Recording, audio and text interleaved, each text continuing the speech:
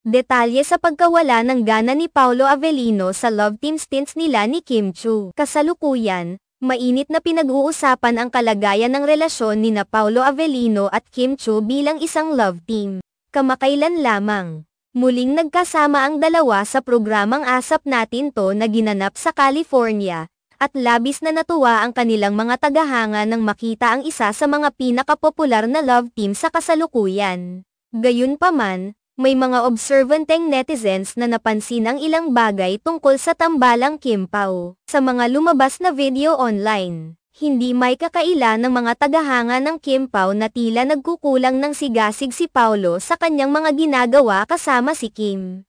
Ito ay batay sa kanyang mga facial expressions na nakuhanan sa mga nasabing video. Ayon sa mga komento ng mga netizens, tila may kakaibang reaksyon si Paolo na hindi tugma sa inaasahan ng kanyang mga tagahanga.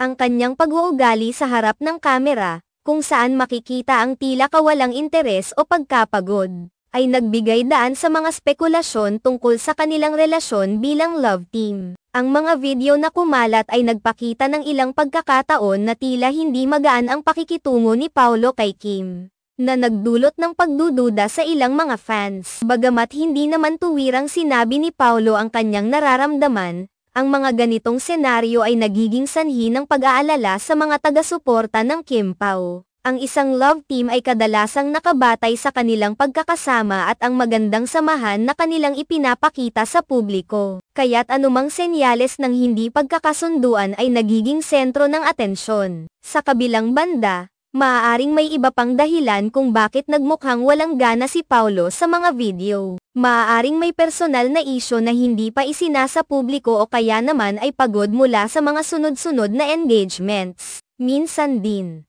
ang isang simpleng miscommunication o kakulangan sa pag-aayos ng schedule ay maaaring magdulot ng ganitong impression sa publiko. Tulad ng nakasanayan, may mga pagkakataon ding ang mga netizens ay nagiging mapanuri at nagkakaroon ng mga interpretasyon sa mga maliliit na detalye.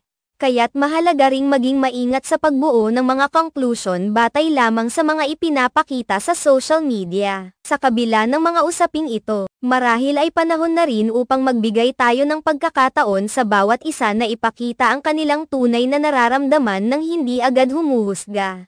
Maging ang mga tagahanga, dapat ay kilalanin ang posibilidad na may mga bagay na hindi natin nakikita o nauunawaan sa likod ng kamera. Ang bawat artista ay may kani-kanilang pinagdadaanan at mahirap laging maging nasa peak na kondisyon sa bawat pagkakataon. Ang pagbibigay ng pag-intindi at suporta sa kanilang mga idolo ay mahalaga upang mapanatili ang positibong relasyon sa pagitan ng fans at ng kanilang mga iniidolo. Sa huli, ang tunay na sukatan ng isang love team ay hindi lamang nakasalalay sa mga panlabas na aspeto kundi pati na rin sa kanilang tunay na pagkakaunawaan at pag-aalaga sa isa't isa.